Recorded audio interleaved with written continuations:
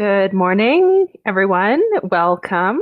Today is Wednesday, March 17th, 2021. Thank you so much for joining us. My name is Katie Crysdale from Lakeview Aquatic Consultants, and we're going to have a session later today about customer service. So really excited that you're joining us today. We have a little bit of a pre-show for the next 20 minutes before our presenter, Josh Koke, comes on. So let me know in the chat box where you're from, where you're located, your facility, what city, what state or province. Let's get some perspective who's here today. That's really nice for our presenter to be able to see. And also, what programming is your facility doing for St. Patrick's Day? So today is St. Patrick's Day. I did have a shirt picked out that I thought was green, and then I got in front of the camera and it looked more blue than green. So here we are, not wearing anything specific to St. Patrick's Day, just black. So let's talk a little bit about the sessions we've had so far this week and what's coming up next week as well. I've also put a link in the chat box to the merchandise that we're selling this year to support the production of the POOLaide webinars. So these webinars are all free. There is no charge to attend. There's no sponsorship or advertising dollars that we accept. And all of our presenters, they take a tremendous amount of time out of their work schedules and prepare these presentations. There's a lot of love and dedication that goes into the sessions. And so want to let you know that we do have some small items available for purchase. If these webinars have brought you any value, we do appreciate your support in that way. There is a link in the chat box and it'll take you to our website where we've got, my favorite is the mug. We've got a couple of these left. It's a nice ceramic mug. Looks like campfire, kind of what you would expect to see around the campfire in the summer if you ever spent any time camping or outdoor summer camp. But this is a ceramic version, really nice, big size. I've got some different things in here, but wide mouth, great for soup, great for if you're a big coffee drinker, 16 ounces. So this is available for purchase, as well as we've got some different patches. So these are very popular in Canada. This is something that we do for Girl Guides, Boy Scouts, different programs, swimming lessons. So we've got the Lakeview patch available. This is 3 inches, so for scale compared to my head, as well as the POOLaide patches. So we've got these available for this year and for last year. And you can clearly see the breakdown on our website as to what goes to support the actual product. The products are made in Canada, so they're Canadian businesses. It's supporting a local business here in Alberta.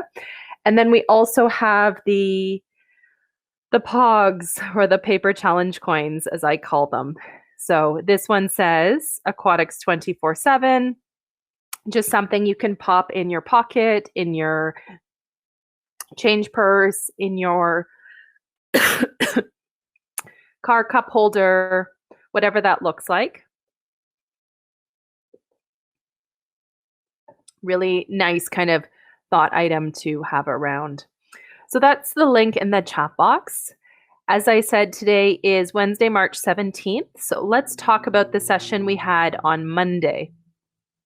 Monday, March 15th, we had Jamie Lopes here from Aquatic Engineering and Design.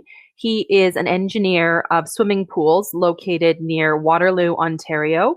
He only works on swimming pools, typically commercial swimming pools, and he does the design plans, the construction plans for pools, everything from perhaps a 10-meter swimming pool inside a condo building to a private swim school such as Goldfish, to a large municipal pool or a pool as part of a multiplex.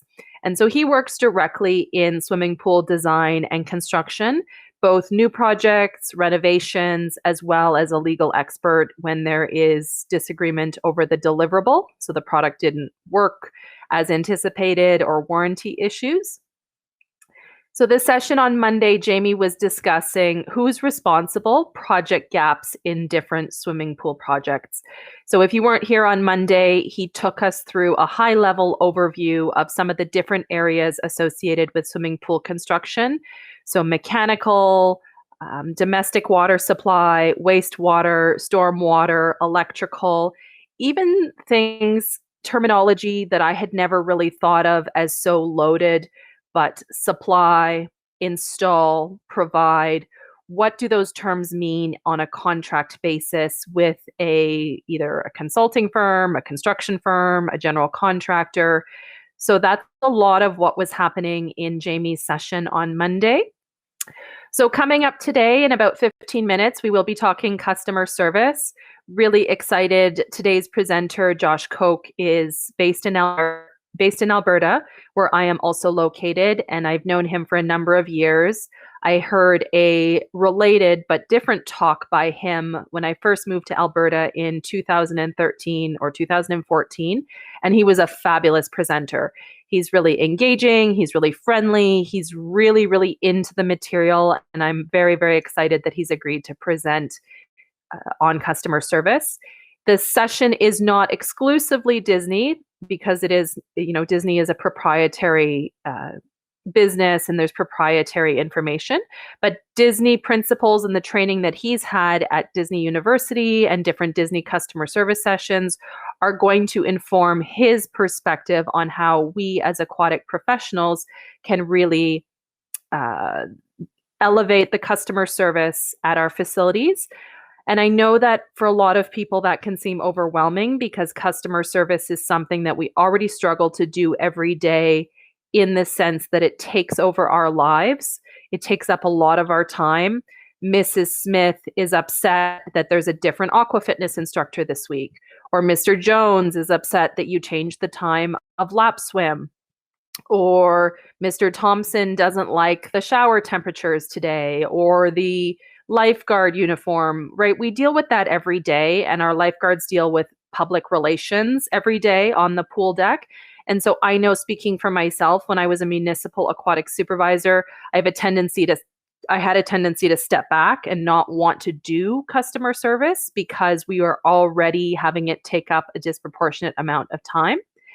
However, I have since learned more as a consultant and a private business owner that if you swallow the frog and you really decide on that level of service, or as Josh calls it, that service magic that you want to provide your clients, they're going to feel better and the facility is going to run better when you have a plan that is proactive instead of reactive, as with a lot of these things.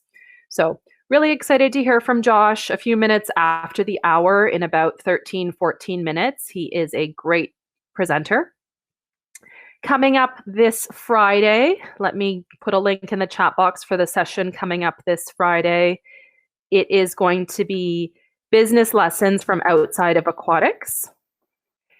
And our presenter on Friday is somebody that I've known for a number of years. Her name is Pam Wright. She is a vice president at Adobe, the software company. Adobe has an office in Ottawa, Ontario, which is where I grew up, my hometown, also the capital of Canada. And Pam's going to share how her trajectory through the business world has not been linear in the way that many of us tend to think about traditional business people as getting a bachelor's degree in maybe finance or economics, getting a business degree, going and working at a high-powered finance company or software company.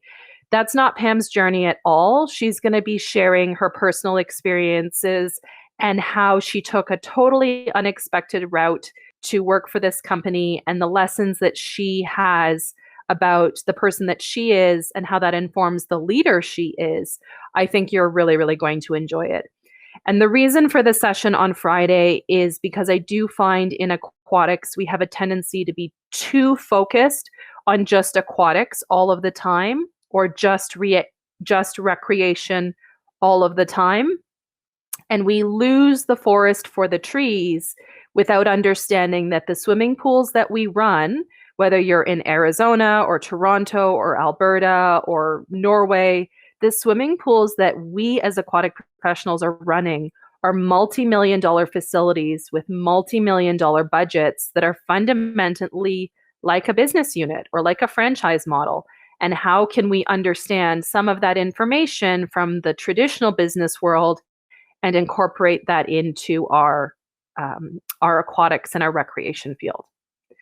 So that's going to be coming up on Friday. That's a little bit of the sessions for this week. We do have 2 more weeks of POOLaide webinars this year. So if you've just joined us, that's perfectly okay. We still have 5 or 6 sessions coming up. I also want to let everyone know that in addition to the remaining POOLaide webinars that are broadcast on Click Meeting, like this one that you've pre-registered for, I'm also adding in small sessions here and there on Facebook and Instagram Live. So I do understand that it's a very busy schedule and everybody has their regular work and people can't drop what they're doing and attend 3 live shows and 2 webinars each week. But all of this information is going to be on our YouTube channel, or it's going to remain on our social networks. So whether it's on Instagram, all of those Instagram lives do fall under the IGTV tab. So you can always go back and watch or listen. I love listening to IGTV while I'm cooking or cleaning, just turn it on kind of like a podcast. Same thing with the Facebook Lives. Those are always available on our Facebook page. I'm going to post that link in the chat box and let you know about a Facebook Live that we have coming up this afternoon. It's just in a couple hours. So coming up this afternoon, it's going to be at 2:30 p.m. Mountain, which will be 4:30 p.m. Eastern. I do know the timing is not great. That's right in the after work, after school rush for many of you, but that is when our speaker is available. Coming up later today on our Facebook page, I will be talking with Jennifer Hayes. And Jennifer Hayes is an HR recruiter with the Hayes Group, which is a large international employment organization. I first met Jenny over a decade ago when we were both attending graduate school in Israel at the Hebrew University of Jerusalem. And Jenny is currently based in, I believe it's either Asheville, North Carolina. I'm just trying to remember. She's in North Carolina. And she's been a recruiter for almost a decade, first in DC, now in North Carolina. And the reason I invited Jenny to do a Facebook Live with me later today is I really wanted to get some perspective on people who are doing job searches right now. We recognize that the COVID-19 pandemic has decimated aquatics, commercial aquatics and recreation. Our industry has really struggled during the last year with our facility closures, our budget reductions. I've even seen pools here in Alberta close permanently because of the financial fallout of prolonged lockdowns that reduce the ability for pools to operate. Many of us know that swimming pools are not typically profitable amenities or facilities. They typically are aiming for a relatively low cost recovery, maybe 30% of the operating budget. That could be $300,000 in revenue on a $1 million operating budget, right? Pools, they lose a lot of money, but they're a necessary social service. So in that vein, we do recognize a lot of people have been laid off or furloughed. They've had to take secondments to other positions outside of aquatics or recreation to pay their bills, and they may not come back. And so Jenny's going to be talking just generally about some strategies about looking for work, being aware of where you should go with your career. She's not going to be talking about how to write a resume, but generally we're going to talk about, how do you identify your role in an organization and how do you decide what organizations to look to in the future for jobs? Connecting with your personal network. What are some key strategies in general with social media, looking for work, looking for jobs? I'm really excited that she's going to spend some time talking with me this afternoon. There was a post that she had put on LinkedIn a few weeks ago that prompted me to invite her to do this Facebook Live because she was talking about how fit in an organization is often more important than function, and that people need to understand that recruiters and employers, they're looking for the right person, not always a specific skill set. Skills are important, but that's only part of a bigger picture. So welcome to everybody who has joined us. We are going to be starting in about 6 or 7 minutes, so a couple minutes after the hour. Thank you so much for being here today. It is Wednesday, March 17th. Happy St. Patrick's Day, if that is something that you celebrate. please pop your location in the chat box if you can for our presenter to have a sense of geography. I know a lot of your names, a lot of your faces, but it's great for our presenters as they're preparing to understand who do we have here. So I'm based near Calgary, Alberta. Our presenter today is based in an area called Sherwood Park. As my husband always says, is Robin Hood in Sherwood Park? Is secretly Robin Hood is from Edmonton. But Sherwood Park is a town or a city, I guess a city, to the east of Edmonton, Alberta. So today's presenter is in the same province as me. And it's nice to see where all of you are from so that he can have perspective as to who's joining us today. I've been talking a little bit about the sessions that we had this week. So Monday, March 15th, we had Jamie Lopes from Aquatic Engineering and Design talking about project gaps when it comes to swimming pool construction and renovation. Also on Monday, we had the amazing prizes. We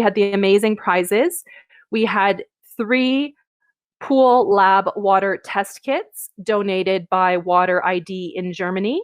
And the winners of those test kits were Jean from Massachusetts, Lauren from Texas, and Teresa from outside, I believe she was in Tennessee or Kentucky. So congratulations to those of you who entered that amazing giveaway. All of the information about that particular product, if you are interested in learning about the Pool Lab test kit, is on our previous show notes for Monday. Today, we're going to be talking about customer service. I'll be introducing our presenter in a few minutes, his background, what he brings to us today. And then coming up on Friday, we will also have our last webinar of this week, which is week number 3 of the 2021 POOLaide webinars. And that is going to be with Pam Wright, just one speaker talking about business lessons from outside of aquatics. So I'm just having a look who we've got in our webinar so far. I see Jill is here from Ames, Iowa. Oh, my scrolling is not great. Melissa from Elmer, Ontario. Javier from Aurelia. Ben from Winnipeg. Sarah from Edmonton. No Robin Hood sightings recently. Well, we'll have to see if we can rustle him out from somewhere. Kristen is here from Kingston. Kim is here from St. Albert. Christine is here from Las Vegas. Please, as you're joining us, let us know where you're located. It's really nice for our presenter. Sometimes we had a presenter last week, Dr. Giles, who knew a lot of the geography of the different places where you were all located. So that was really exciting. Let me go ahead and put the link in for today's show in the chat box. I'm going to pin that. You can go there right now and find the slides for the session. So if you are the type of person who likes to have those handy to take some notes, you've got a couple minutes now to start getting prepared. Grab your coffee, use the washroom. I want to mention a few more things before I'll be introducing our presenter.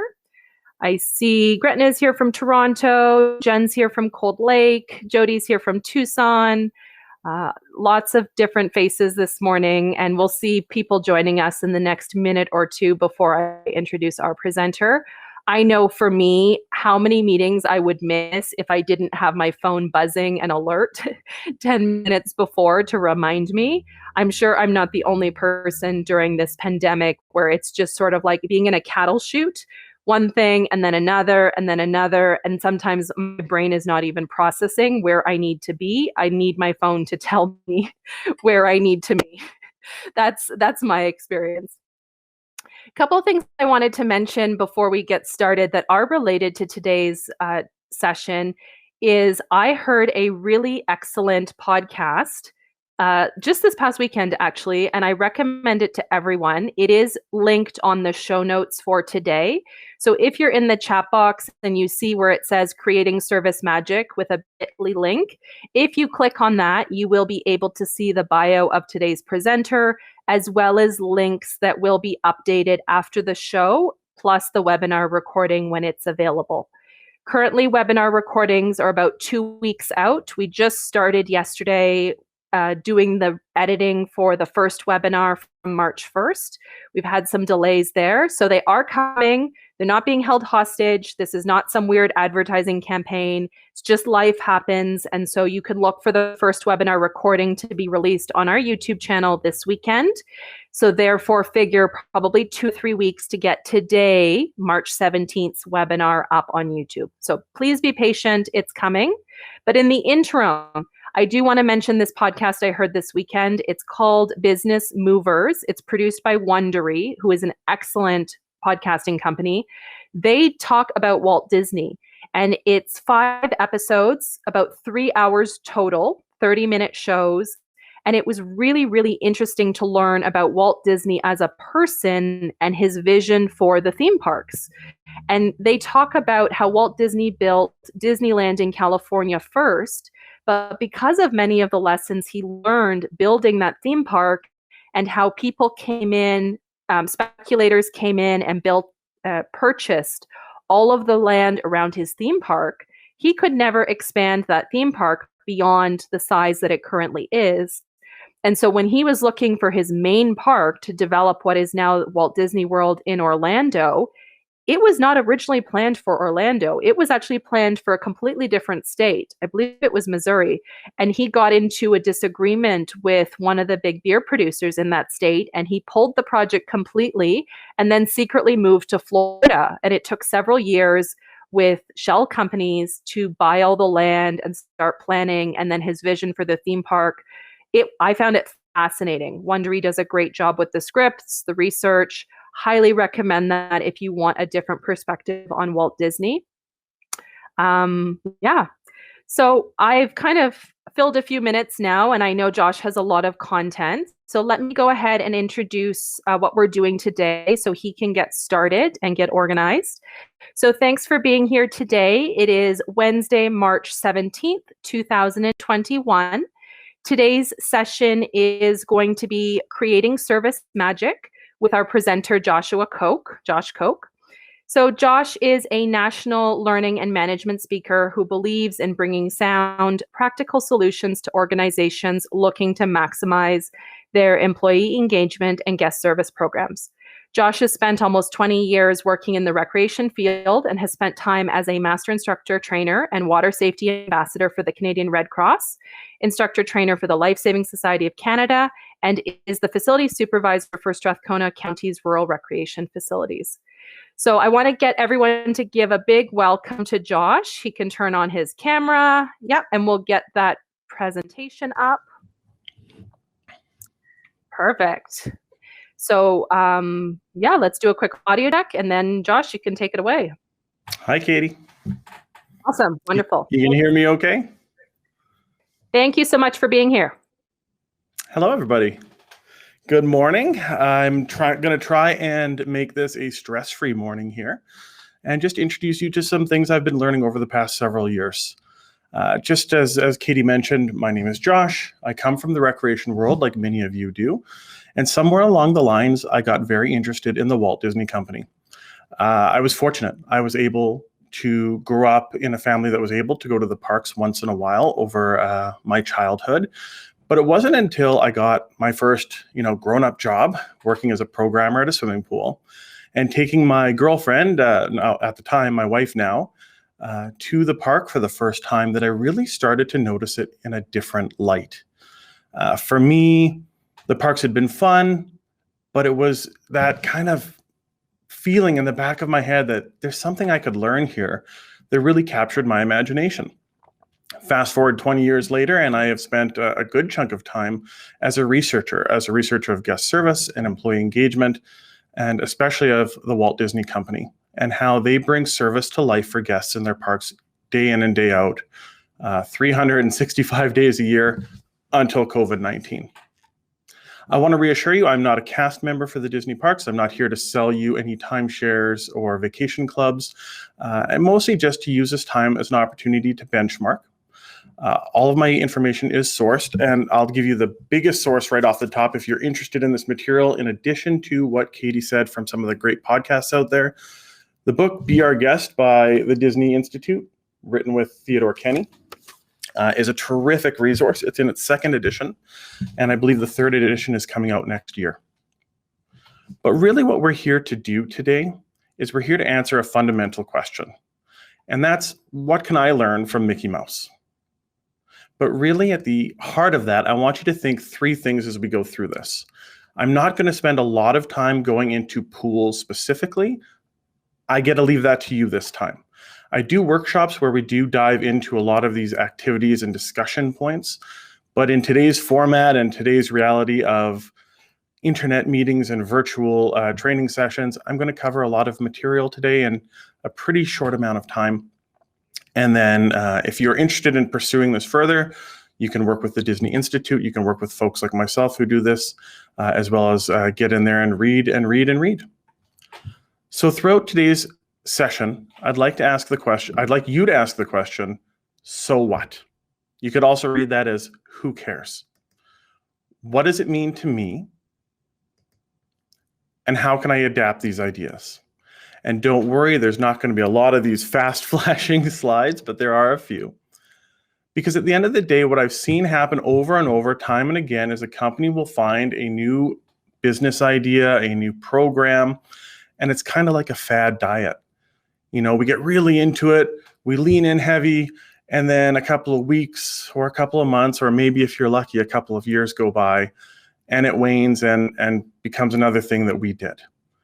I've seen this happen with Disney many times where people think that they can take the stuff right out of a book like this and transplant it to their organizations, but without holistically including it into how you do things and why you do things, it's bound to fail. So my encouragement today is I'm going to hold up the mirror, take a look a little bit at what the Disney company has done in their parks and resorts, and give you the opportunity to think a little bit about how can you adapt some of these concepts that might interest you. So today we're going to talk about creating service magic. And we're going to talk about why that is in a little bit.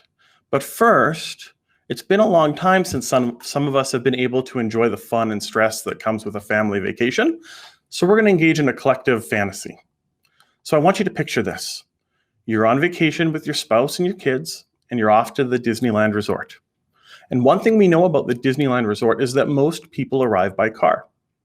The story is a familiar one, but it almost feels like, from the point of view of the family, that once they notice the tip of the Matterhorn rising up over Harbor Boulevard, you've suddenly found yourself in the middle of the park. Now, of course, we know that's not what you did. You followed a lot of steps to get from here to there. You probably waited in a line of cars to meet the parking attendant who sold you your ticket and mentioned that there was space on that ticket for you to record where you parked your car. You then followed the line of cars as you snaked into the lot and directly to your waiting spot. Since most lots, at least in North America, require you to leave your ticket at this point, you probably tossed it on the dash and piled out of the car, grabbed all the things you needed for the day, and hurried your way on towards the walkways that would take you to the tram to the park. On your walk, the kids are bouncing. There's lots of energy from dozens or hundreds of people around you doing the same thing. And depending on where you park, you may notice signs on the walls and overhead, and you likely moved in lockstep towards the tram that will take you to the park. All of these little points in the process have been meticulously designed to help you remember where you parked your car at the end of the day. Now, imagine you're at the end of that day. You've spent the last 8, 10, maybe 12 hours in the park. You're tired, your feet hurt, you've had highs and you've had lows. You've watched shows and ridden rides, and you may have dealt with an overexcited kid or two. But as you board that tram back to the barcade, you look up at the monstrosity before you, and you turn to your partner, and in unison you say, do you know where we parked the car? If you're one of the dozens of people who get to this point every day, you might even wander up to the next cast member you see, that's Disney speak for employee, and ask an even more ridiculous question. Excuse me, do you know where I parked my car? Now let's pause here and give you some additional information. The picture you're looking at is actually the Pixar Pals parking lot. It's a new 5,000 car lot on the property at Anaheim in California. But the Mickey and Friends parking lot, the original, is still listed as one of the largest parking structures in the Western Hemisphere, fitting 10,500 vehicles. I don't know about you, but I have sometimes forgotten where I've placed my car at a local mall or attraction. It's the equivalent of taking two giant aircraft carriers, placing them side by side, and then stacking them 6 deep. Now, this is what I call a combustion point. It's a point in the service experience where even a fine-tuned process can break down and quickly become an explosion point for guests. So, back to our hypothetical holiday. You're having this conversation with your significant other, and you realize sooner or later that you're going to have to be brave and do something about finding your vehicle. Is it Disney's fault you can't find your car? No. But is it their problem? You bet it is. And even if that cast member doesn't think so, you can be sure the guests will make it well known that it's now their problem. But here's where the experience differs for so many others out in the non-Disney real world. The cast member receives this question and thanks you for bringing it to them for help. They ask you when you arrived at the park this morning, and they reassure you that they will work with you to find your vehicle. They call over one of the security vans and everyone piles in, with the parents worried that they'll be spending the next several hours driving slowly around a gigantic parking lot like an old episode out of Seinfeld. Instead, the driver starts to engage the family in conversation. They ask about how they enjoyed their visit, what time they got there, and how long they've spent. Or they ask the kids about what they enjoyed, what were their favorite rides and shows. And sure enough, in fairly short order, the car begins to slow down, and you notice out your window in that row of cars over there, that's our car. You might even click the lock button on the key fob to see those familiar lights blink up in confirmation, and you turn to the cast member and you ask the big question on your mind, how'd you do that? And she gets to say those famous words, it's Disney magic. How do you think the family feels at the end of this experience? Here was a cast member or two who were able to de-escalate what could have been a very negative end to hopefully a very fantastic day. And it's given them a story to tell those when they get home.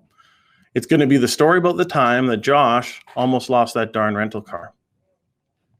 I love this story because I'm sure that a cast member has bungled it once or twice before, but it's a piece of Disney magic they are able to reproduce time and time again. And that brings us back to the idea of creating service magic. So what do we mean by magic? Well, I can tell you there's no line on Disney's budget for magic, and the accounting staff is probably not measuring magic's return on investment. And while it's not a common word in the corporate world, it is one that is used a whole lot in the executive suites at the Walt Disney Company. Let's take a look at the book Be Our Guest by the Disney Institute for a little bit more explanation. They say, think about a magic show. To the audience, the show elicits feelings of wonder and surprise. Most of those watching have no idea how the magician is creating the effects they are witnessing on stage. Not knowing how an illusion is created and simply enjoying the show are a big part of the fun. The magician's perspective is completely different. To the magician, the show is a highly practical process made up of a series of meticulously planned, well-rehearsed steps that are designed to delight the audience. This is true at the Walt Disney Company and at all other organizations that create magical customer experiences, whether the customers are consumers, tourists, patients, students, or other organizations. The happy surprise that a well-served customer feels is a result of hard work on the part of the organization and its employees. For the customer, the magic is a source of wonder and enjoyment. For the organization, magic is a much more practical matter. So our discussion today will introduce you to the core tenets of this practical magic and hopefully inspire you to think about the service experience you and your team are providing to your guests on site today, or when you're allowed to reopen. But first, let's address the elephant in the room. When I agreed to share today, Katie and I discussed whether it made more sense to talk about service in general or to address how COVID has impacted the service delivery in organizations. And like the book Love in the Time of Cholera, I kept coming back to the very bad joke title, Service in the Time of COVID. But as I researched, reading articles and observing service experiences, I kept coming back to a very specific conclusion. I don't think the core idea of providing service, nor the overarching goals or delivery methods are all that different because of COVID-19. In fact, more than ever, I see them as a driving source of differentiation in a still crowded and competitive market. So what has the past 2 decades of studying service led me to? A simple, somewhat adapted sentence sums the whole thing up for me. At every interaction, you have the opportunity to create value or to take it away. There you go, folks. That's it. The problem isn't that the idea is too complex. The problem is that it's hard to do. And that's where the COVID of it all comes in. I don't think the goals of service change, but the challenges and the barriers created by COVID have felt at times insurmountable. I tend to look at these barriers as one of 2 types. There's circumstantial barriers. These are things like communication challenges through masks and plexi, process changes to allow distancing, or doing shift health regulations, reduced staffing levels and heightened guest emotions, and the increasingly politicized perspectives that have nothing to do with the service that you're offering. The other type of barrier, and I think the more pervasive and damaging, are the personal barriers. I'm tired. I'm scared. I'm frustrated, and it's hard. The plus side that I've seen is that while there are still customers that expect the world to be given to them, I've found, and from those I've talked to, they've found that most people's expectations of service have also lowered in response to the pandemic. Most people understand that things are a little harder and take a little longer. They've seen many companies end up with longer and longer hold times on the phone if you can get someone to answer at all.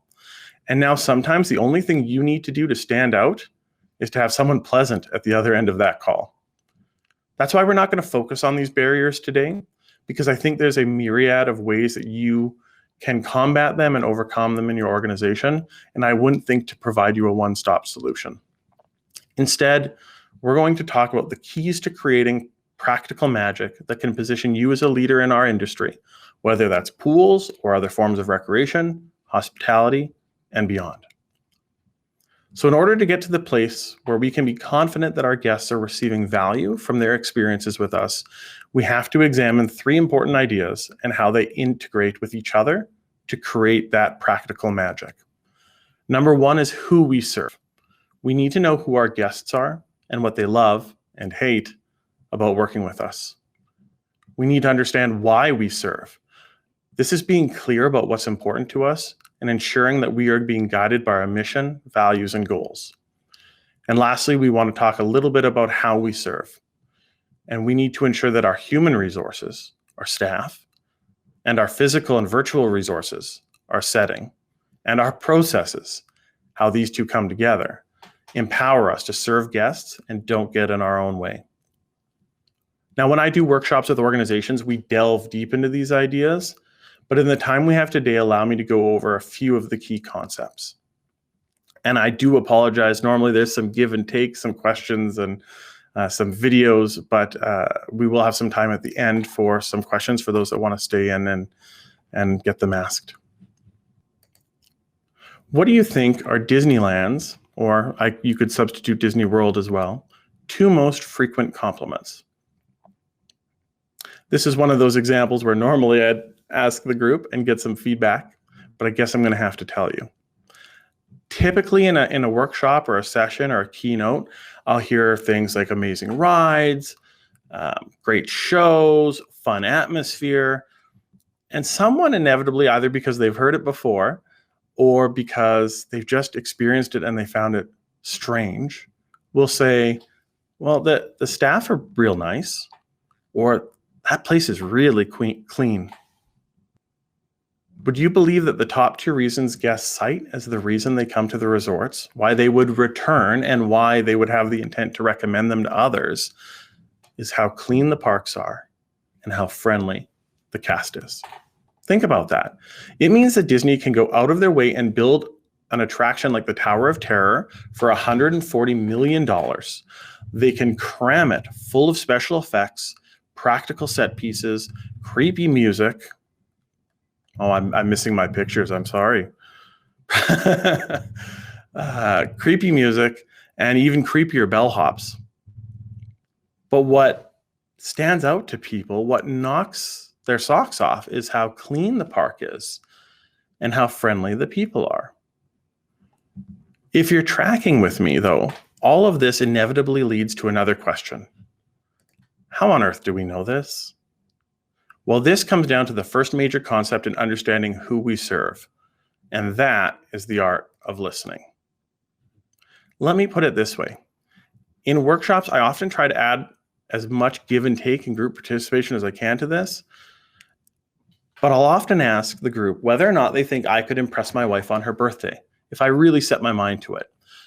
Usually we see who's been burned by their spouses in the past, but the answer inevitably comes back as maybe a tentative, yes, I could. And when I ask them why, almost universally people will say it's because I know her. I know what she likes and I know what she doesn't. I know that if we all gather for a surprise party and jump out at her, I'm just as likely to get socked in the face as I am to get a smile or an offer of thanks. If I know these things, and if I've been really paying attention, I have the ability to really wow her. In the same way, if we know what our guests really love about their experience with us and what they really hate about those same experiences, we have the power to make each of those experiences impressive. This is the philosophy behind big service companies like Disney. At Disney, they are constantly trying to learn as much about their guest experiences so they can manipulate those experiences to multiply the good moments and reduce or eliminate the bad ones. Now, the art of listening involves two significant structures: the ears, or the mechanical way we collect and analyze data, and the heart, the internal commitment to making meaning and acting on what we hear. Let's start with the first because it's easiest to grasp. To whom do you listen? First, we find ways to listen to guests. Disney does this through surveys, live, after phone calls, or over email, but they also pay attention to and analyze other listening posts. These include hundreds of thousands of phone calls, emails, tweets, blog posts, and in-person discussions that happen every day. They can't act on every piece of information, and frankly, some of that feedback isn't always useful or practical. But they also look at the trends that come from that feedback. This is why we know that cleanliness and friendliness are important. They are two pieces of feedback Disney hears over and over again. The rides can be great, the shows can be impressive, but it's the special moment they had with a cast member that gets them to pick up that phone or log onto the computer and share their story. But in addition to guest feedback, Disney ensures that they are actively listening to their cast. Disney speak for employees. They recognize that their cast are on the floor serving guests day in and day out, and in each of their theme parks, resorts, eateries, and other services, and that they are a wealth of information about the guest experience. In much the same way that they do with guests, Disney mines the team for information and looks for trends that can help ensure they create happiness for their guests. Now, once we start to gather all of this data, a picture starts to form of the guest in the park. To help simplify this picture, Disney seeks to develop both demographic profiles of guests to see who's coming and who's not coming based on demographic information like age, income, gender identity, family status, and more, as well as a psychographic profile that explores how and why people choose to come to Disney. This model has been simplified by the folks at Disney to look at the 4 key features that align to the 4 points on a compass. But instead of north, south, east, and west, we're going to use needs, wants, stereotypes, and emotions. I think you know demographics, and I think you probably do a lot to collect them. So let me really quickly cover this idea, which you can delve into in more detail in the book Be Our Guest by the Disney Institute. Now, needs are the most basic building blocks that determine customer behavior. You might need transportation, a place to eat, something to do. At Disney, they know that the need most visitors are filling is the need for a vacation, an opportunity to get away and do something fun. Wants, however, are far more interesting and do a lot more to determine purchasing behavior. I might need a vacation, but I want to relax and sit on a beach. Or I want adventure and I go skiing or skydiving. Or I want culture and I visit another country. All of these are wants that drive purchasing behavior. For Walt Disney, for example, the want is often something more intangible, like happiness or lasting memories with friends and family. That smile on their child's face. And once there, you can fulfill any number of smaller wants, from fine dining to thrilling rides or eye-catching parades and shows. Do you think people have stereotypes about Disney? Of course they do. Some of them are good, some of them are not so good, and they're built by the stories we tell, the jingles we hear, the things we see. Do you think people have stereotypes about what it's like working with your organization or visiting your pool? Of course they do. Understanding the stereotypes that exist about our business, the good and the bad, help us become that much more knowledgeable. And that knowledge is power. If we know that people don't like working with us because they think that it's dirty, clean it up. If we know that people are upset about long lines for attractions, look at solutions. We can't always overcome our stereotypes, but we can be aware of them and use them to empower our decision making. Lastly is emotions. And at this level, we explore the emotional connections people experience through their vacation with Disney. Some are positive, like when you see the smile on your child's face as they meet their favorite character, and some are negative, like I said, the frustration of finding yourself in another long line. But all contribute to the overall feeling in the parks. Furthermore, people are emotionally connected to their money. Have you ever lost your wallet? If you're like many, that panic you feel in the moment demonstrates your emotional connection. And if you're going to ask someone to shell out thousands of dollars for a Disney vacation, it sends those expectations sky high. Now, I've seen people get mad over a cup of coffee that wasn't made right. How do you think people react emotionally to problems that go on holidays that they've spent thousands and thousands of dollars on? Knowing this and the other three levels of the model give Disney tremendous power to impact each of these points through their service delivery, prioritizing what makes guests happy and reducing or eliminating the negatives along the way. So how do you mine for this information from guests and your team members? What would your organization look like if you multiplied the things that guests love about you and reduced or eliminated the things that they hate? How much more effectively could you provide service or your product? And how many fewer headaches might come your way, knowing your guests better? I don't have many pool examples today in the time we have, but I want to share this one. This is a project we've done in the workshop time and time again. I've done it across Canada, not in the US, unfortunately. So there is a Canadian skew to this, but we've asked groups to look at a couple of the different industries they're in. And I decided to bring along swim lessons. So culmination of everything, what I've heard time and time again, the needs that swim lessons tend to fill is a life skill. The parents need their child or themselves to be safe in, on, or around the water. The want, however, tends to drive that purchasing decision. So they may want their kids to be confident, or they just want to be confident when their kids go swimming, or to be able to send them to play at the pool or the water park and not be worried that they're going to drown. Maybe they want them to become a swim instructor or a lifeguard. That's going to change the way they approach those programming. And maybe they want them to be the next Michael Phelps. That's going to change the way you do it entirely as well. Now, stereotypes for swimming lessons is it's just for kids, which is why, at least in Canada, we see the vast majority of uptake for swimming lessons and swimming programming is child-based. But it's not. You can get adult lessons at probably every pool that offers swimming lessons to some extent or another. We also face one up here where it's just kids teaching it. A lot of times our key demographic for swim instructors are 16 to 25. There's lots of laps. Some stereotypes may be positive, like it's fun, it's exciting, I get to go play. There are perceptions and stereotypes around the type of staff you have, that they're dry instructors, or they're mean instructors, or they're nice instructors. There's too many games or too few games. And then some of the emotions we tapped into were excitement at seeing your child achieve a new skill or overcoming their fear, pride in yourself when you're finally able to swim in the pool that you've been terrified of all your life, or the frustration you feel at the poor performance of an instructor, or on a registration day when you can't get the class that you want.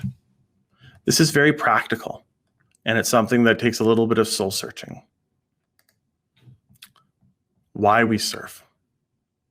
Here we want to look a little bit at our identity as an organization. And this is kind of a chicken or egg question, to borrow that idiom. Which came first, the chicken or the egg?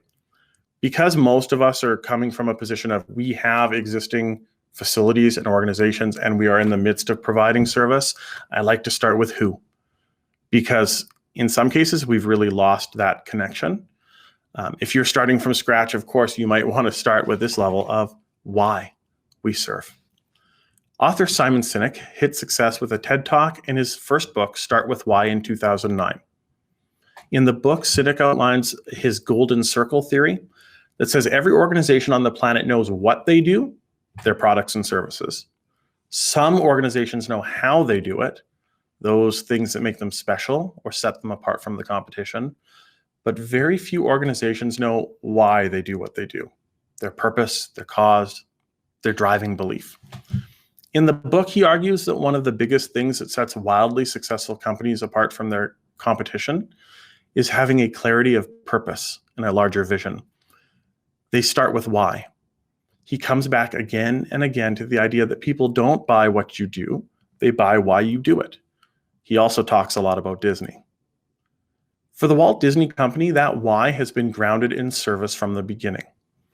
We create happiness was the rallying cry and brand promise instilled in Disneyland cast members by Dick Nunis and Van France when Disney Traditions, think employee orientation, started in 1955. In 1971 and 1990, it was further refined into we create happiness by providing the finest in entertainment for people of all ages everywhere. The core remains the same, and it orients every cast member, from theme parks to call centers to television and film studios, around a central driving mission, what Disney calls their brand promise. It guides every decision that is made by this massive worldwide organization. There is power in being brief, though it's hard to believe with all the information I'm trying to cram into this session. And with those 3 words, cast members around the world were given a decision-making structure. Of course, we can't leave it at that, and further explanation was required.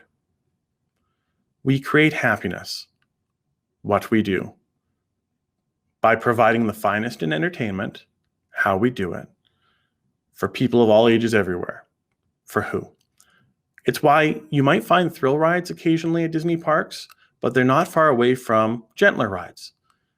Disney knows that there is a market for all thrill rides all the time, but Walt's original idea of having a place where kids and parents and grandparents can come and enjoy together guides the idea of happiness for those guests.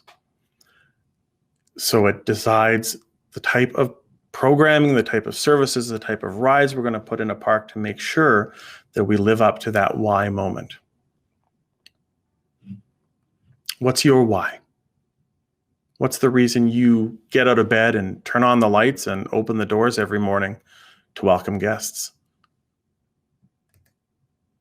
Now, some further refinement of that idea for cast members is going to be necessary. So first, every team member was taught the difference between task and purpose. You see, there are a lot of jobs throughout the Disney theme parks and a whole lot of tasks that need to get done every day. Things have to be constantly cleaned, maintained, refreshed, repurposed, and those tasks make up a lot of the job. But what's different than a lot of other companies is that Disney cast members are also taught to identify and understand their greater purpose, something author Patrick Lencioni refers to as their relevance. A common example in Traditions looks like this on the screen. The cast member on your left is hard at work completing his tasks for the day.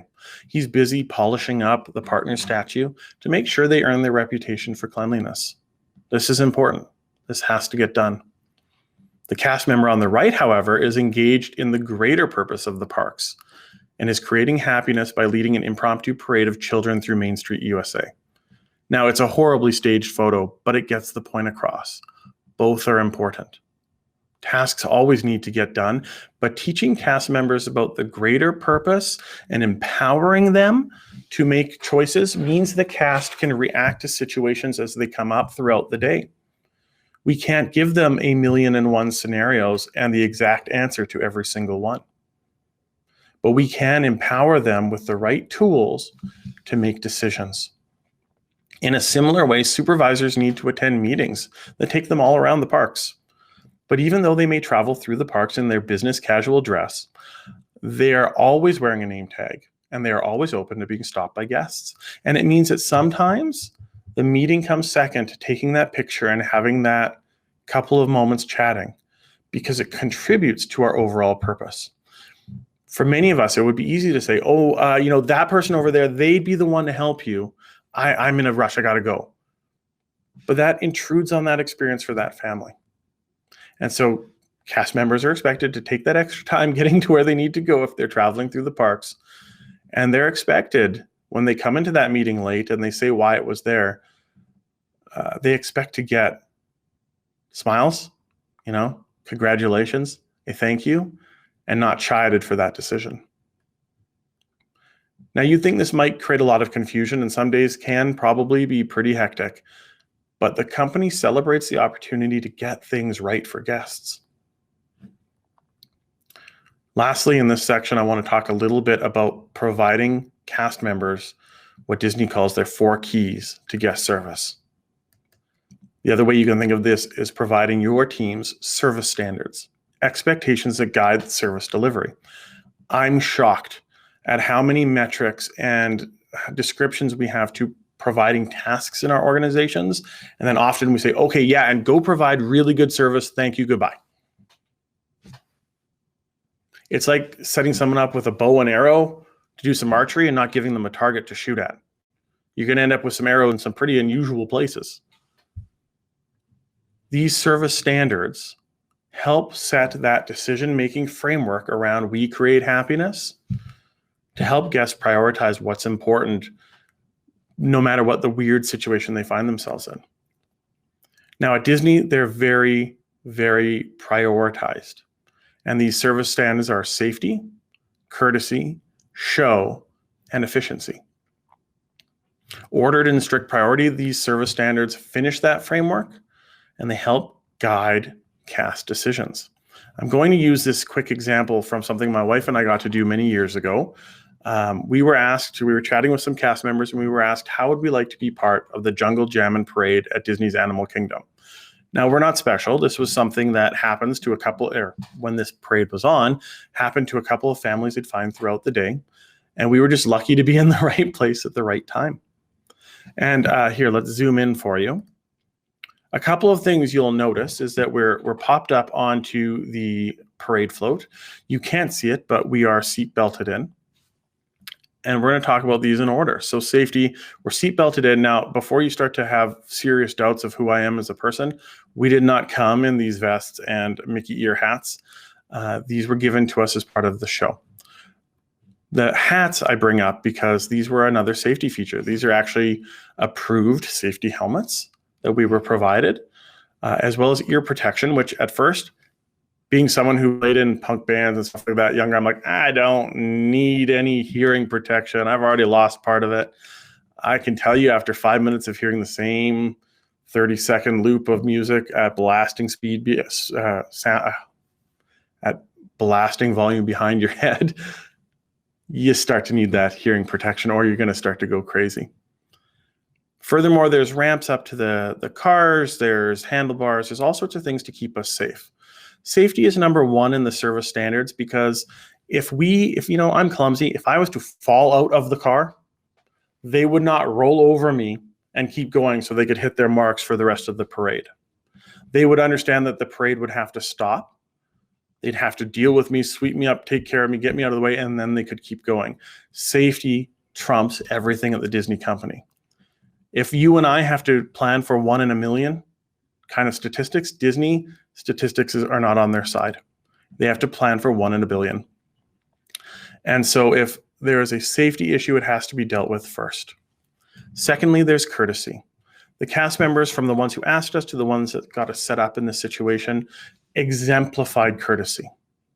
They exemplified that friendliness that makes Disney known for what they're known for.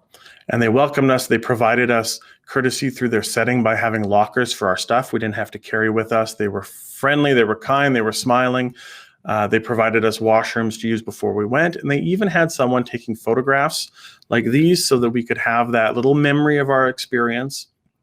And we were able to get off the floats at the end of the parade and watch the rest as it went through back into the cast area off stage.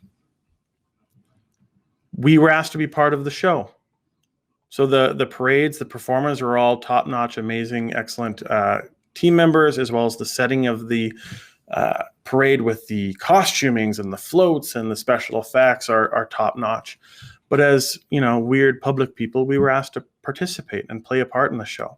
And we were told two things: never stop waving and never stop smiling. And this is not a natural motion for me. But what I was struck by was how quickly it became natural, how quickly it just became real.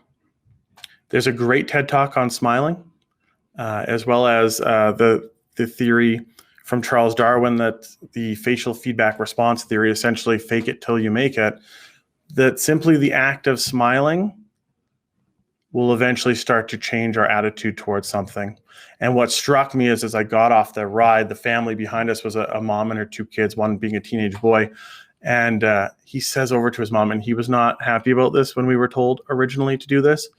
He says to his mom while we're watching the end of the parade, he's like, "Mom, I can't stop smiling." The power of being part of the show even resonated with us. Lastly, there was efficiency. We had to start the parade on time. We had to be there. They were going to give our spot away. They made sure we hit marks. They made sure that we were where we needed to be at any given time. And efficiency is hugely important at a Disney park where we know lines and waits are the antithesis to the experience. But it never trumped the other three.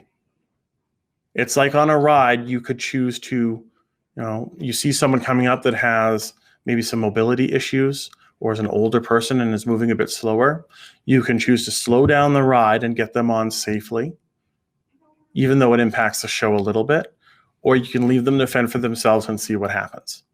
At Disney, from brand promise to service standards, we have provided in this concept an option for cast members to make decisions, and they're empowered by their supervisors and their leaders to do the same thing. Now, I see my time is quickly coming to a close. We started after 11 technically, so we may go a little bit past into noon before we get into questions. But what I'd like to do is answer or talk about this last section, how we serve. And this one is about delivery methods. Now, I could spend several hours on this. Katie just told me you're fine, take your time, but that's a dangerous thing. Some of the people in here know me. It's a dangerous thing to say, "Josh, take your time," because I will fill the time that I'm allotted. But what we're going to do is just kind of cover these in a larger perspective, and know that there are people like myself who do workshops, as well as the experts themselves, the Disney Institute that does some very fantastic programming. I've been part of that in the past. It was terrific. I will always recommend them. I just know they're out of a lot of people's price range, especially up here in Canada where they can't send people as easily. We're going to talk about the how of service, and that comes down to, as I said earlier, your cast, your setting, and your processes. So with cast, as Disney speak, think your human resources, your people. With setting, we talk not just about our physical setting and our organizations, but also now more than ever, the importance of our virtual settings where they meet us online. And lastly, processes are your policies, procedures, tasks, and events. And I never go into a lot of detail on this with pool people because you know your processes. We have a process and a procedure for everything under the sun. That said, the best way I found to think about process is it's when where your humans and your stuff come together. It's how you design cast and setting together to ensure that people are able to move effectively through your experience, to stay safe, and for you to react when there's an emergency. And processes should always enhance the experience and never become our own stumbling block. So, your staff.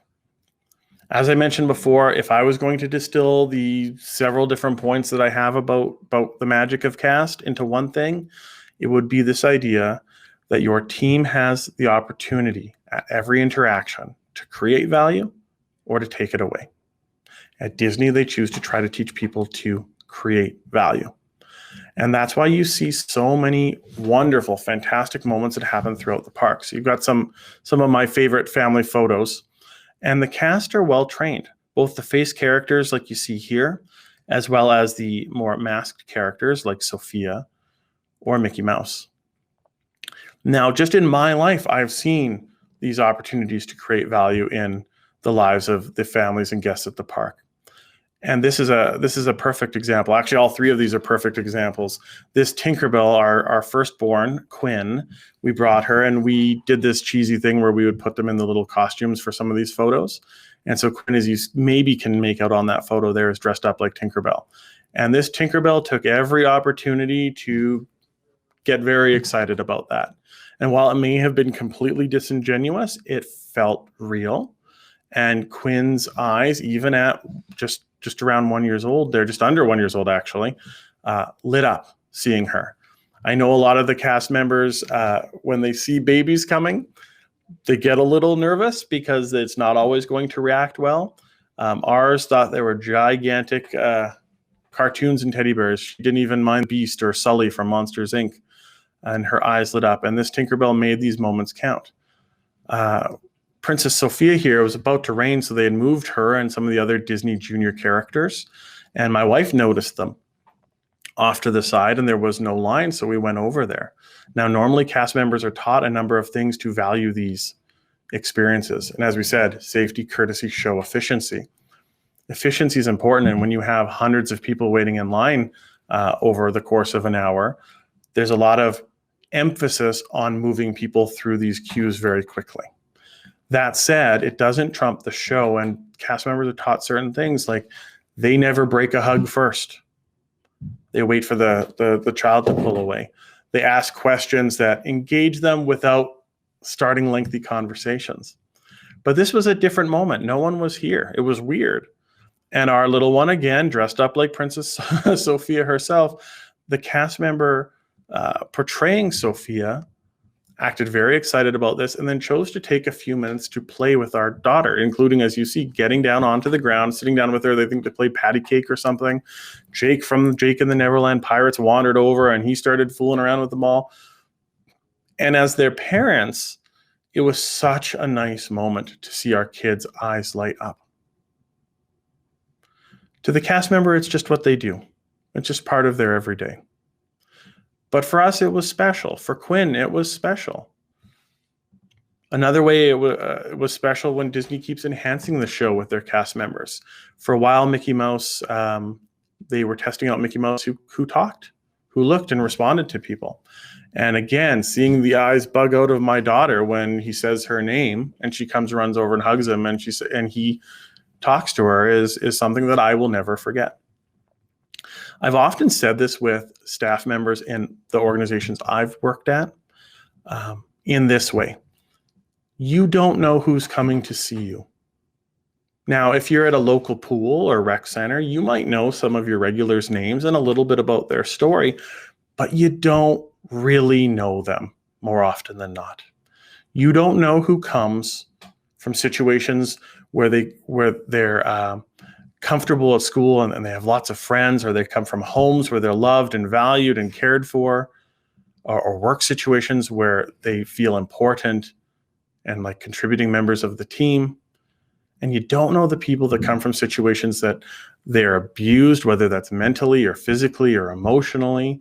You don't know the people who are dealing with hurts and pains and frustrations and anger. You don't know if the person has had 10 or 15 or 20 things go wrong that day, and this might be the last thing, the straw that breaks the camel's back, when you don't create value in that moment. You have the opportunity. Disney cast members are taught they have the opportunity to create value in people's lives, even if it's just for a moment, even if it's just being that friendly face and a smile.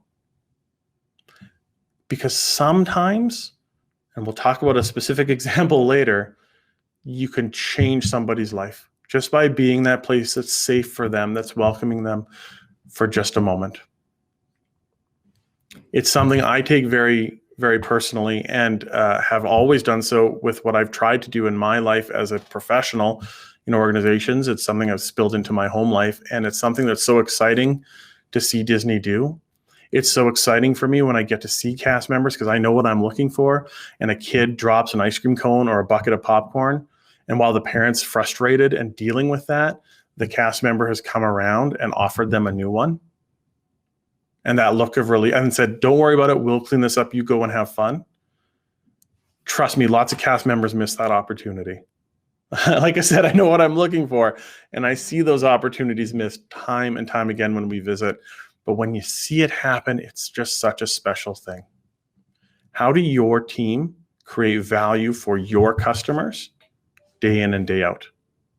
It doesn't mean giving them the world. It doesn't mean giving them away everything for free.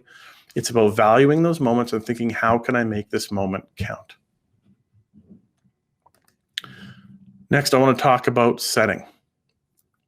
Once or twice, Walt Disney was known for complaining about the movie-making business, expressing his frustration that once the movie was in the can, he couldn't improve it anymore.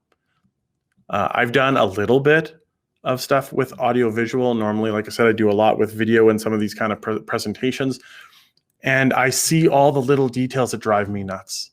And then I get to tinker with it before the next group. I can't imagine for a filmmaker how challenging it would be to see and only see probably a lot of your mistakes and things you change preserved forever.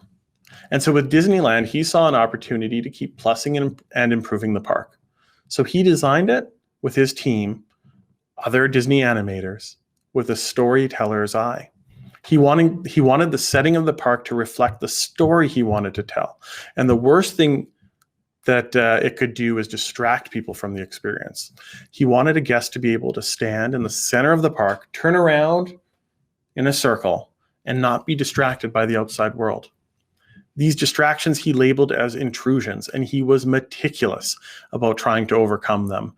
The company even continued this legacy, designing tall attractions like the Tower of Terror in Disney's Hollywood Studios to resemble the architecture of the Morocco Pavilion in the Epcot Center, which you can see in the distance behind Morocco.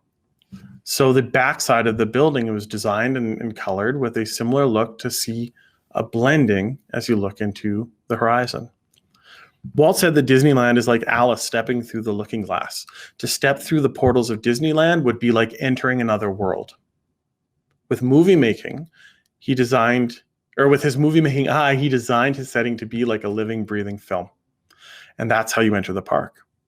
So Disneyland, and then subsequently the Magic Kingdom in Walt Disney World, Florida, which was modeled after Walt's original design when he passed away during construction, takes you into the living, breathing movie, step at a time from the moment you enter the park.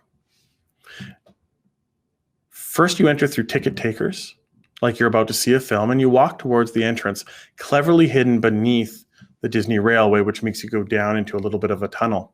This experience is designed to remind you of the theater, from the red brick meant to simulate the red carpet of the old marquee theaters, to the coming attractions posters on the walls that instead of movies you'd sit through would be experiences you're about to have, to the smell of popcorn greeting you even at 9 a.m. as you walk out into the dazzling Florida or California light. Even the decision to have you enter through a darker tunnel is meant to simulate the way it feels to be plunged into darkness in a theater and then to be dazzled by the first lights of the show. In Disney speak, setting is the stage on which business is conducted, but is increasingly asked to be more and more involved in the delivery of the service experience. In today's world, with more and more online transactions and websites, our virtual resources act as another platform for serving guests through our setting. In many of these interactions, you're the only living person involved in the direct service experience. Sure, there are people that set it up and people that fulfill it, but the setting delivers the service when you buy a product online or visit a website. The use of setting to deliver the psychological aspects of service is common to a variety of organizations, but it's often an afterthought if it's discussed at all. All organizations communicate messages by the setting they provide to their customers. Think about the different images that come to mind when we talk about a designer clothing retailer and an outlet mall, or a high-end auto manufacturer, like for buying a vehicle versus a used car sales lot. Now, these lean heavily on stereotypes and may not be true from place to place, but the image conjured says a lot about that experience.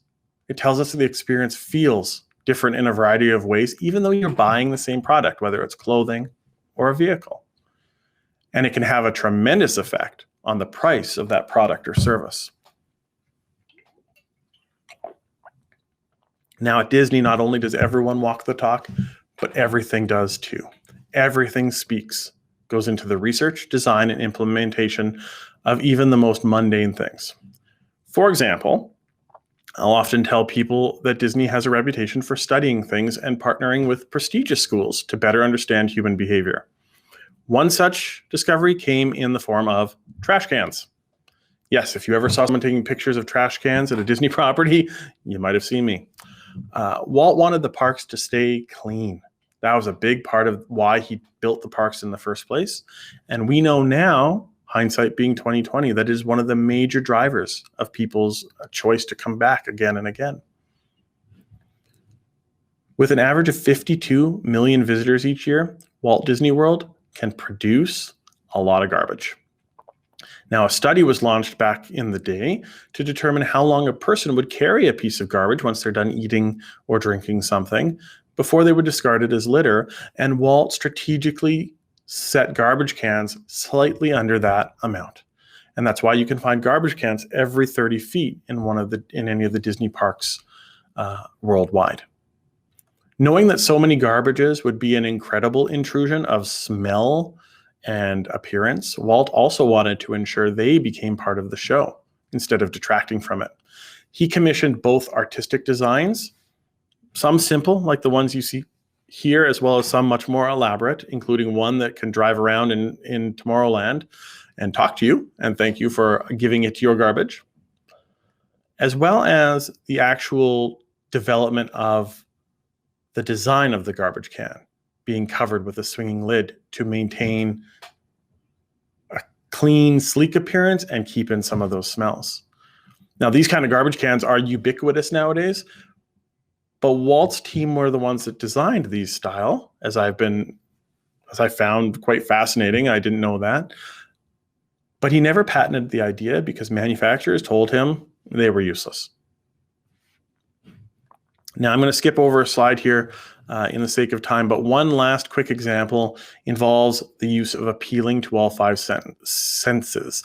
If the garbage plan was to reduce the assault on your senses, the intrusions of the real world into your Disney fantasy, then the inclusion of good sensory details might engage people. And in either case, your olfactory sense, the sense of smell, is one that's most strongly tied to things like memory.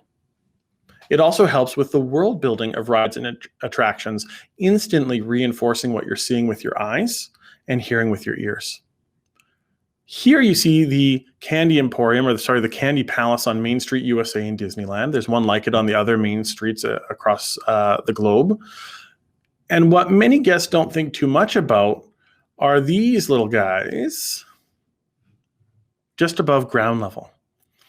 Now, again, in an interactive session, I'd say, what do you think these are? And inevitably, someone assumes that they're speakers. And you'd be right to assume that. There's music also engaging your senses in each of these areas. And so most people probably won't even notice they're there, and the ones who do assume that they make sense. Now, what these actually are scent generators, pumping delicious smells of vanilla or baking out into the street. Next time you're at Disneyland, look for these and watch the behaviors of guests in that space. Many continue strolling along their way, but you'll see them maybe take an extra sniff of the air or remark to their party. And some will physically stop, go, and turn into that space. Physical senses help direct some of our behaviors. Let's go back to pools for a second. Now, I'm not at a pool these days, but I've spent most of my professional career in pools, and I know that we spend most of our time trying to remove intrusions in our environment. Think what Disney used to call a protein spill when someone throws up. And that's not the worst of them that I know that you've dealt with. We're constantly being asked to remove intrusions from our environment, but we often overlook or even complain about one of the most common sensory details that makes us unique. For years, I have heard kids, including my own, walk into the pool and say, "I can smell the pool." And part of me thinks, of course you can. You're at the pool. Now, this isn't an advertisement for a lot of free chlorine in your environment and making it stink to high heaven. But there is something special and unique about the experience of swimming because of the smells, sights, sounds, and feelings that are associated with it. It's one of the only times we ask, regular people to strip down to next to nothing, jump in a vat of water, and have fun. It's weird when you break it down that way, but that weirdness makes it unique and it makes it stand out in memory, and why so many people, especially former swimming instructors and lifeguards, look back on those times in their lives, and when they visit one in the future, are instantly transported back to those kind of happy, joyful memories. What kind of impact can you make in your setting, and what kind of message does your setting send to the guests at your organizations? Lastly, we'll return to the magic of process and our example from before. We'll return to the example of the Mickey and Friends Parkade. Part of creating the practical magic is about listening to our cast and listening to our guests, empowering cast with a clear understanding of our vision, values, and goals, and aligning the delivery of service through cast, setting, and process. In this example, the cast were able to identify early on that while there was no universal type of person who misplaced a car, almost all of them could identify approximately what time they arrived at the park, down to the minute in some cases. Since the process cast members used to park the cars, combining cast and setting, was very systematic, drivers began to keep track of what sections they were parking throughout the day. This information could then be relayed to the team so that those at other points in the day could casually ask the guests, "What time did you arrive today?" And they'd be able to narrow down what section of that 10,500 vehicle lot was being parked almost to the row. None of this is magic from the cast's perspective.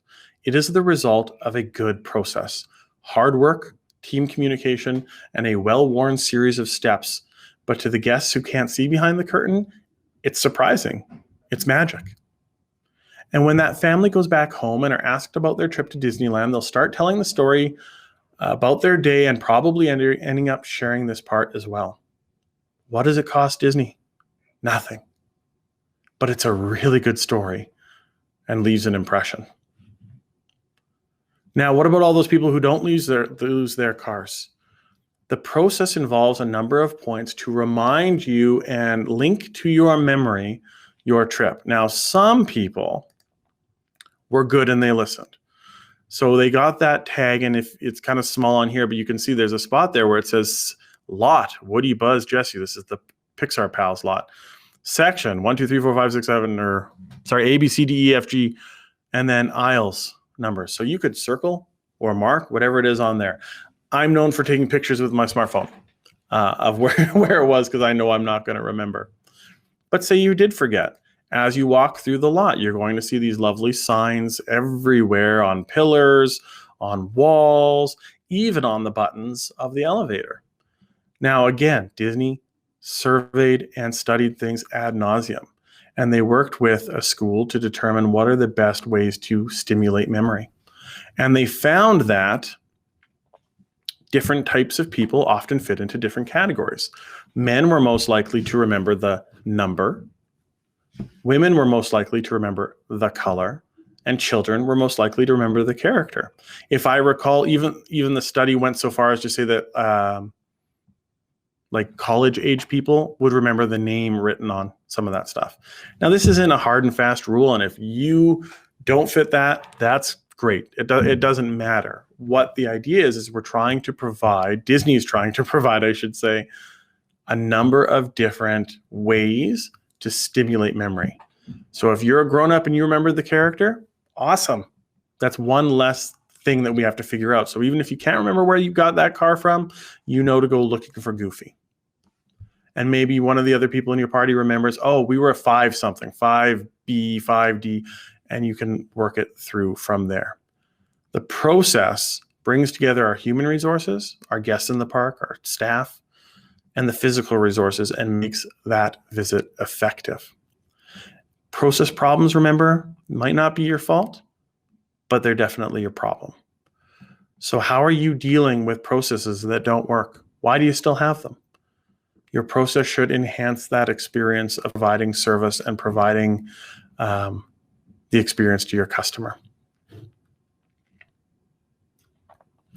So we're coming to the home stretch. Service magic can be created systematically using large-scale processes like this, but it can also be created moment by team members at all levels of an organization.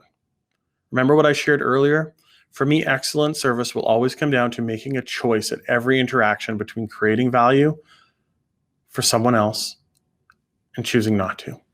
When our team members across the organization understand why we serve, who we serve, and how we serve, they can be empowered to make every interaction count. They won't always get it right, but they will more often than not.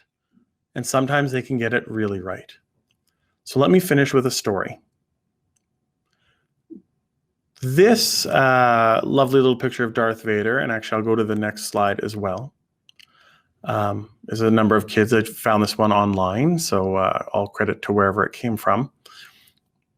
Comes from Disney's Hollywood Studios and the Jedi Training Academy.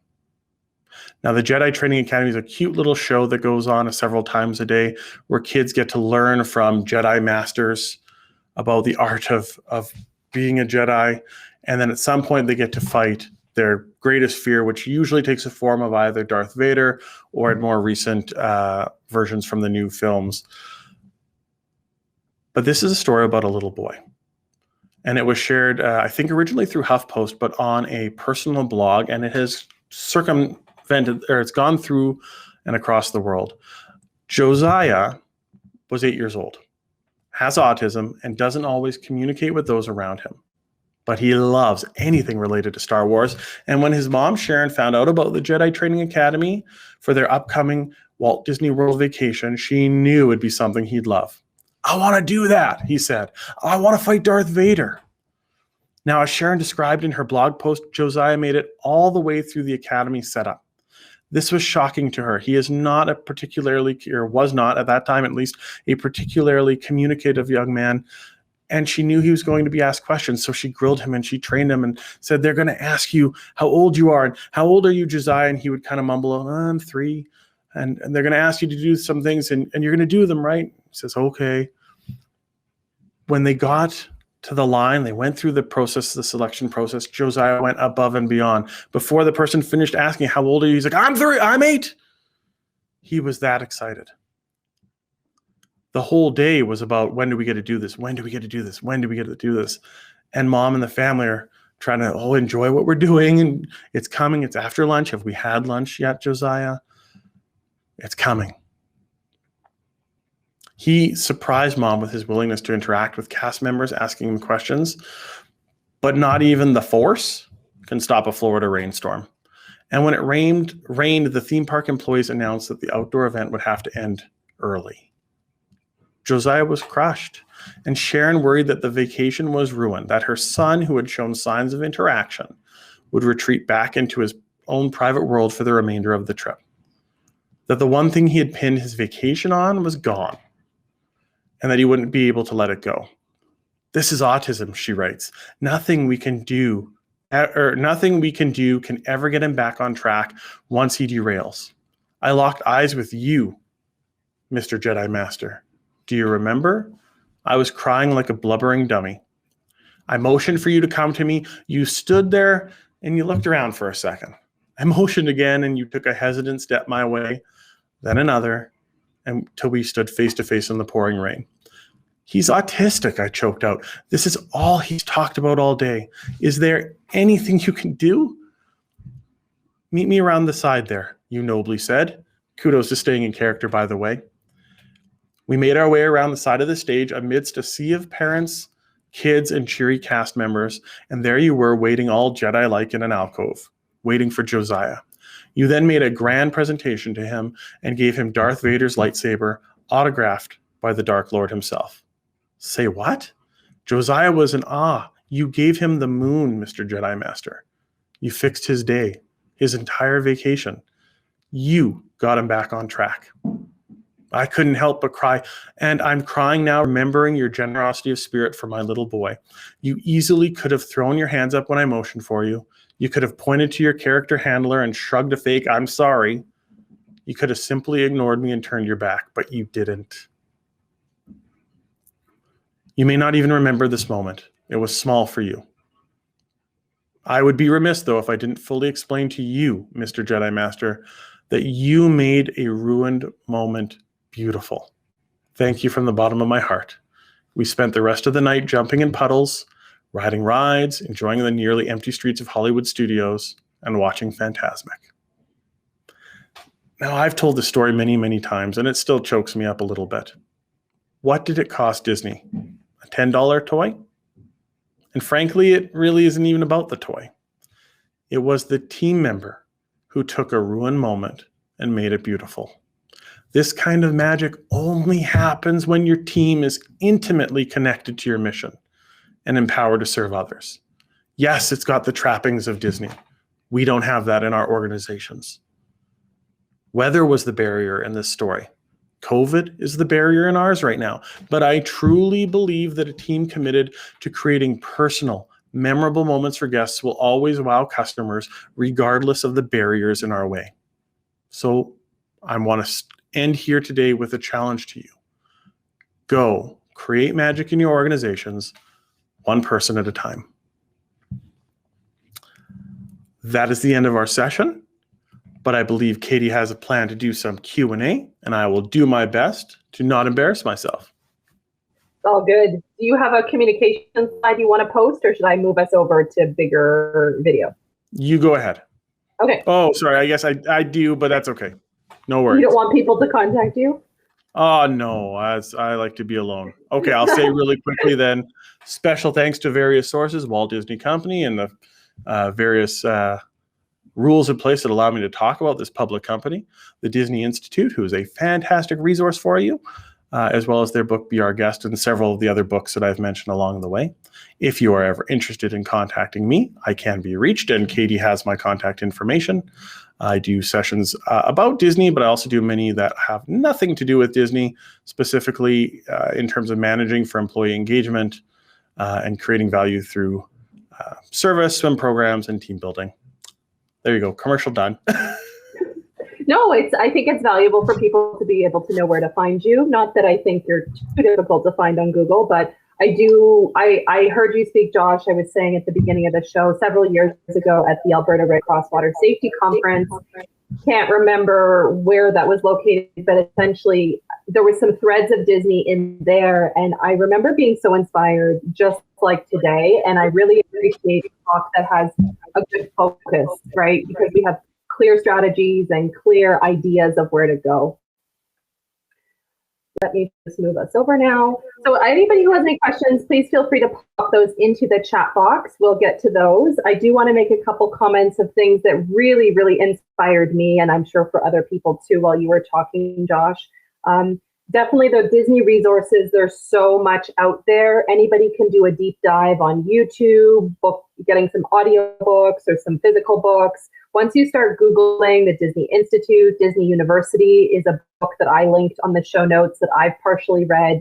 There's a ton of great resources out there, but I appreciate, Josh, what you're able to kind of selectively distill and help us to apply immediately, because it can also be overwhelming. I want to build this amazing customer service machine. Where do I start? So that's kind of my first question, Josh. In your experience, how do we get buy-in from management saying, hey, we want to improve customer service, and that's just not the cashier? That's the $1 million question, isn't it? I just was while you were talking, I just grabbed those. So if you're interested in Disney U, I don't have the book jacket on it, but it's Doug Lipp, I believe, is that one. And another great one is Lee Cockrell, who worked for the company for a long time creating magic. There's a bunch. There's also a number of folks that are kind of more like me that are outsiders that have researched it. What's fun about the Disney of it all for me is that it's a really good engagement tool. It's easier to talk about some of the more high-minded philosophical or theoretical ideas and put a real specific face on it. And especially in our types of organizations, a lot of rec centers and pools tend to be municipally run, so they're tax-based. And it's easier to look at a company like Disney that profit is a big motivating factor. They don't do anything that's not going to return on that investment. And it's a good thing to point out that, you know what doesn't get cut when times are tough? Staff training. What doesn't get cut when times are tough? Focus on service. Like, this has been an interesting time. Disney closed its doors for the first time ever for this long. Like, California is just about to come back on here. Or I think maybe they have started. I don't know. I haven't looked recently. Florida and some of the other parks have been up for a little bit longer, and service looks different now. But like I said, the more we've done it, the more the heart of it has stayed the same. And I don't think there's a clear answer. If you have a leader who is antagonistic to this idea, it's not going to change. What I've often done in some of the workshops is we'll do a session that comes out of some work from, who was it? Was it Stanford? I can't remember the group off the top of my head. The team was led by a guy named James Heskett, and they were researching the connection between staffing and investment and that sort of thing. I'm doing a bad job because I don't have it right in front of me. Oh, good. And they identified that a good quality internal service arm, how we treat our staff, how we train them, how we develop them, directly impacts the guest experience, which directly impacts the financial return. And so often I'll use it as an entry point into this topic for people that think, some people think, we're talking about Disney, and they see the colors and they hear the, music or whatever, and they get excited. And other people think, oh my goodness, this is going to be fluff. And so I often like to start with this kind of practical business sense that has been studied time and time again. And in the last couple of decades too, like when I started this, there was a lot of work being done, but there were only a few people with answers to give. And we've seen more and more examples of studies that show the direct result of how we treat and empower our teams on the bottom line.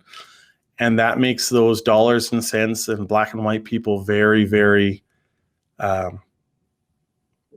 maybe not happy, but much more willing to give it a shot and think about, okay, what is this actually going to get me? It's not just hug all my people for the fun of it. It's develop good people because they provide your service, not the leaders. Yeah, I completely agree. We're going to get to Aaron's question in just a moment. I want to share something that happened right before I hopped on this webinar, which was that I was looking at the website for a deli in Calgary that I'm planning to purchase sandwiches at tomorrow and then meet my cousin. We'll sit outside, physically distance, and I could not find the menu for this deli, not on their Facebook page, not on Instagram, not on Yelp, not on their website. And I'm starting to think like I'm a crazy person. I'm incapable of finding this menu. And I finally call them and they say, we don't have a menu. It changes every day. But I've now spent 10 or 12 minutes at this deli that I really want to visit, that I've really heard great reviews about. I've seen pictures tagged on Instagram. And like my service expectation now is pretty negative going into this place because they didn't say anywhere, we don't have a menu, don't bother calling us, there's nothing posted.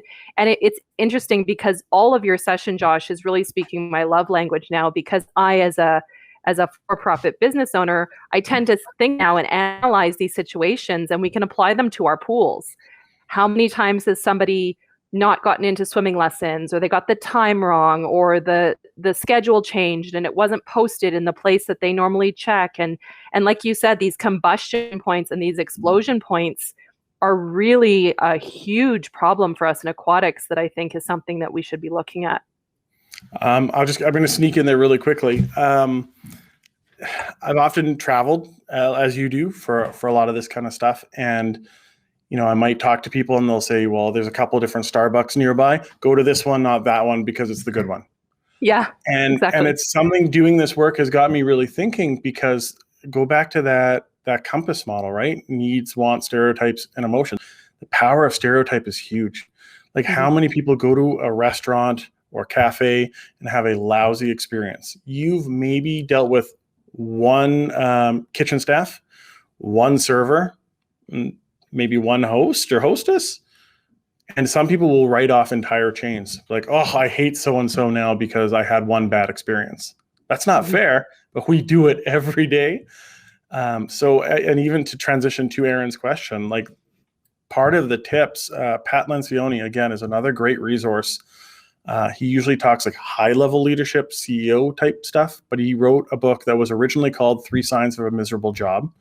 It's now called something else. I'm guessing the title didn't play well, but he talks about frontline employees in that one a lot.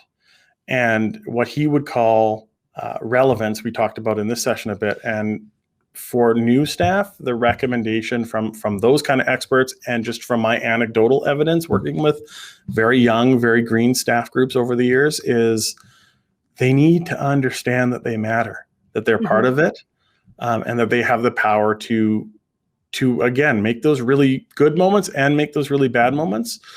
And oftentimes the bad ones aren't because they're trying to, it's because they're not trying at all. So finding ways to connect them with the mission and the why behind things. For swimming, I just noticed a couple of my friends from Strathcona County are in here that have put up with me for a long time. They would be very used to me saying things like, we teach swimming lessons. That's the what of what we do, but it's not the why. At the end of the day, I don't think many people go to their deathbeds thinking, I wish I had improved my breaststroke or my back crawl. But they might remember those moments when they had a coach or a teacher that really took an interest in them and cared them and inspired them to do something that they loved, even if that was becoming a teacher themselves. In the very dramatic sense, they might remember those lifeguards who were paying attention and cared that day and then followed up with them later to make sure they were okay. They've got huge power. And I think it's getting out of their way and letting them find ways to bring that to life every day and make it their own. And if I can add to Aaron's question as well, I would say that 2 things that I also see that are problematic, and the reason that younger staff or younger guards are maybe not providing good customer service, is 1, they're not given ownership of a decision and an action. They're told, you can only do this. We don't give out that. We don't allow this. And there's such a narrow range and flow chart that they can follow that they end up being a talking head because they can't take any action. There's literally so much limitation placed on them that they can't solve the problem typically. And so that's going to be one of the big things, is having some guidelines for, we will allow this, or this is permitted under these circumstances, or providing some free passes or just something, because they can't give anything or do anything. And that's where a lot of the combustion happens with the client or the customer. They don't actually get anything. They've vented, they've talked, they've complained, and then nothing happens. And so that builds their frustration further. And then the tail end of this experience as a former aquatic facility supervisor is, I get the feedback, it's escalated up the chain of command from the deck to the front desk to my office. And if it's positively resolved, I never circle back and thank the staff member. I never forward the thank you email or that card, or I used to keep thank you cards and then small items like chocolate bars in my desk drawer. Like, immediately recognizing that great work will positively reinforce for the staff why they need to do that, and the opportunity for us as a facility and a team to tell a story, like you said, Josh. But if I don't close that loop, I get all the glory. My boss, the director or recreation gets the glory. The individual who had to stand on deck facing Mrs. Smith in her fury. Yeah. Well, that's the tough thing, right? Is they get the brunt of it, and then usually by the time that the supervisor is having the conversation, either the person's cooled down or they've changed their tactic. I can't tell you the number of people. A lot of my job was always like, I didn't provide for the last 15 years. I have not provided direct service almost any of the time. I'm service recovery. Yes. By the time they're talking to me, they either are so excited about something that happened to them, or they're so angry about something that happened to them. But even at that level, the trick I learned somewhere along the line was you can't sympathize necessarily, but you can empathize, and you can try to understand where that person's coming from. And I'm shocked at how often just even like you go pick up that phone and they're coming at you strong, they're angry, they're ready for a fight. And when the first things out of your mouth are like, I understand how that was frustrating. I'm really sorry you experienced that. Let's look at what we can do to make it better. It's like some people, it's like the wind gets taken out of their sails. They just kind of stop and they're like, you're not going to fight me? I had it all. I was ready. I was ready to go. And it's just immediately a tone shift. And I think too, like you said, telling those stories and sharing those stories, yeah, for them to get some credit and some glory, but also just to reinforce like, this was a great decision. Like you're telling all the other people, not only are they feeling good about the decision they made, but you're telling everyone else that hears it, this was a good decision. Go and do this. Sometimes, like with COVID, I don't know how many times I've tried to have this conversation with hourly team members here in our setting. I can't prepare you for the 1,001 things that can happen today. But I know that if you at least approach every kind of choice you're getting asked to be made through our framework, or at the very least through, is this safe for me, them, and everyone else around them? Does this serve or enhance that experience? Then even if you've made the wrong choice, I know that the choice is A, going to be safe and I'm not going to have a lawsuit, but B, we can have that teachable moment conversation, right? We can learn about how to do it, and then we can teach others about it down the line too. But if we don't let them make every decision, like, I don't know, if you're like me, you might be getting calls constantly through these COVID relaunches and shutdowns and relaunches and shutdowns, and you're asked to make all the decisions. Why do you need to do that? If you teach them the right way and you keep reinforcing the message, ideally you should be in a position as the leader to reap the benefits, to hear those great stories, instead of to always be putting out fires from people that you didn't train and then do it wrong. Well, and to your point about creating surprise, I think if people think creatively, like if I'm interacting with Josh and Josh is the client and I'm the lifeguard, acknowledging his frustration, being empathetic, saying that, that's not okay, we're going to work together to address it. I may off the cuff think of some solution, some alternative that's not what Josh wants or not what the client wants. And offering anything is going to be better than doing nothing at all. And it may not be exactly what they want. It may not be the full scale or scope of what they want, but providing solutions, your guards are capable of doing that. They work on the deck every day. Your swimming instructors know what equipment is available. They know what equipment is in the back that maybe most people don't have access to. But if there's a special need or a special circumstance, they will think of solutions. And we can't give, like you said, Josh, whether it's COVID or whether it's a normal summer season, we can't give them a flow chart to every possible problem. And I think this is a larger issue that could be a whole separate webinar, but I keep seeing how we train our lifeguards to do rescues. We prepare them for all these circumstances because we say, we don't know what kind of rescue you're going to have to do. Could be a child, could be an obese person. We say, you have to prepare yourself with your skills, your knowledge, your attitudes. And then with other things in the workplace, we expect them to follow a strict flow chart. And we've given them creativity and integrity and authority on everything else. Why is customer service any different from a rescue? They have the skills to do a rescue. What says they don't have the skills to do customer service? That's a great point. And to Aaron's comment, it's hard not to, I know Aaron. Hi, Aaron. It's hard not to read that with a certain sarcasm in there, but like seems so simple. And that's the problem, right? One thing I have done a lot of is read books related to these types of topics.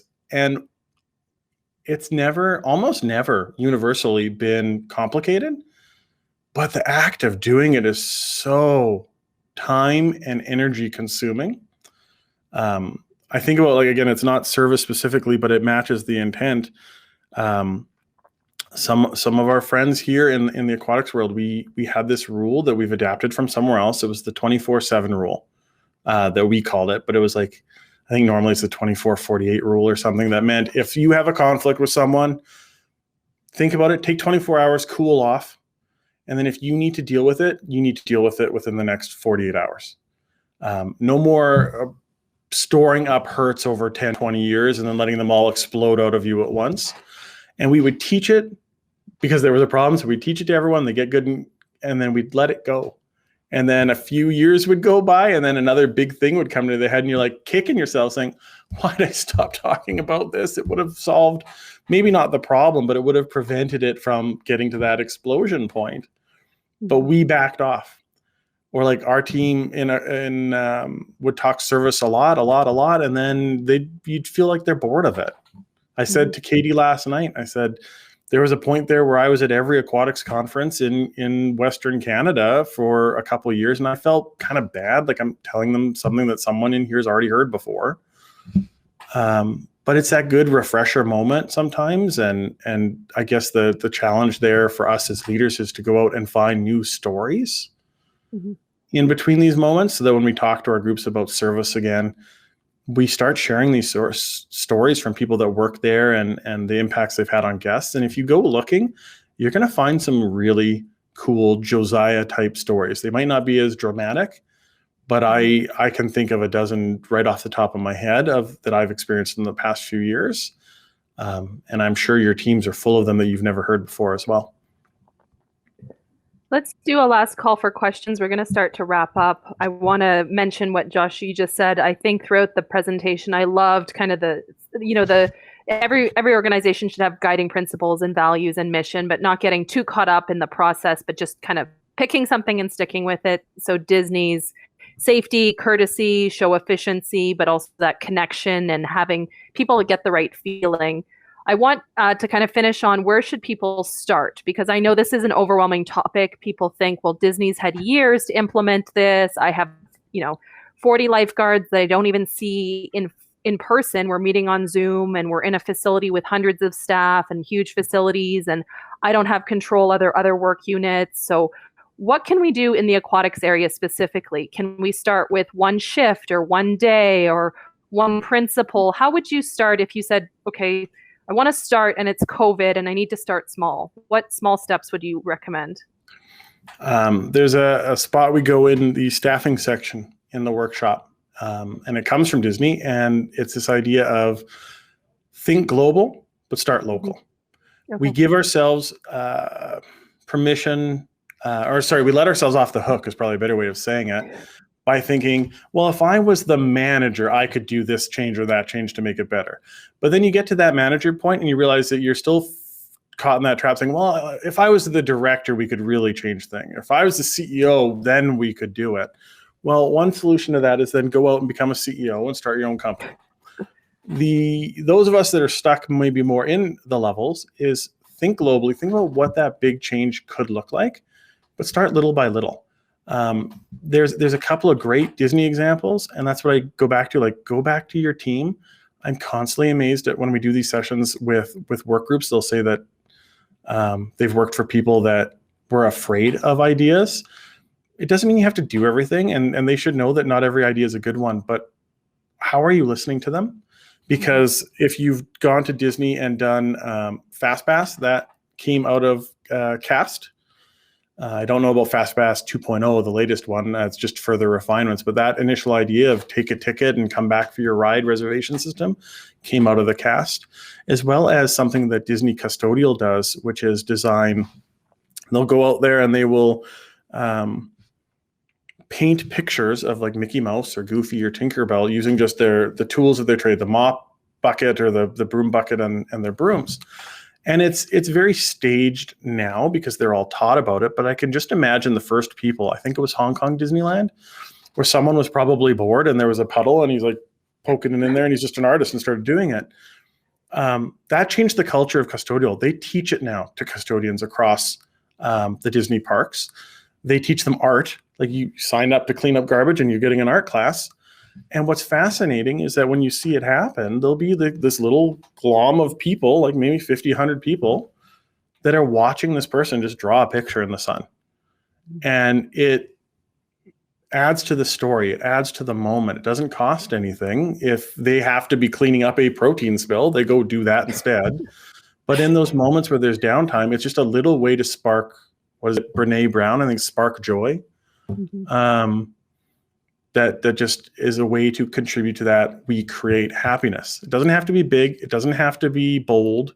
It can be just in small ways. I remember working with a pool where they would randomly burst into song just because they had a couple of staff members that were just weirdos like me. So I appreciated this. And they just like burst, someone would start it, and it'd be this 30 seconds where all the staff would start singing like a verse of some old standard, and then it would be done. And then everyone else is kind of like, what just happened? But it's a funny little story that made being there special, and you got to see that one. There's I could go for hours. I'm going to stop, but just like challenging your team to look at little ways that can make magic by just taking opportunities. Well, and like you started with, where you said, hold up the mirror to ourselves, look at your staff, look at your skill sets, look at your strengths, look at individual quirks, make your staff in your area, whether your facility, your work team on a specific day, they're unique. And we have a tendency in aquatics to standardize for safety. But often that unique connection that we feel as humans is based on having a relation to somebody that we meet. So next time I see Josh, we can connect over geeking out over facility infrastructure. Because certainly when we went to Disney World 2 years ago, I loved it as a facility person. I loved it from a cleanliness operations person. I didn't love the experience without kids or the crowds, but I loved the buildings and how it ran. And so now Josh and I can geek out over that the next time we meet. We have a new connection that makes him more relatable, that also makes me less likely to yell at him in the future. And your staff can have the same experience, as you said, psychographics, understanding the clients, understanding who they are. And we do that a lot already with our regulars, but really expanding that sphere and creating those connection moments. And yeah, I want to say thank you, Josh, for this amazing session. There's so much to dig into, and I know people are going to replay this one several times because every minute I was scribbling frantically. Any final words? No, thank you for sitting through that, everybody. And again, all credit goes back to this company. I'm just translating a little bit to our industry, and love working with pools and recreation centers to find ways to create magic in our little part of the world. Awesome. Well, Josh Koke, thank you so much for joining us today for this session. I'm going to do a little kind of post-show recap what's coming up in the next week. You're welcome to turn off your camera and exit without ending. And thank you to those of you who've joined us today. Thank you. Awesome. So I'm just going to briefly, I know it's late and we all have places to be. So what's coming up the remainder of this week? We have on Friday, we are going to have our business lessons from outside of aquatics.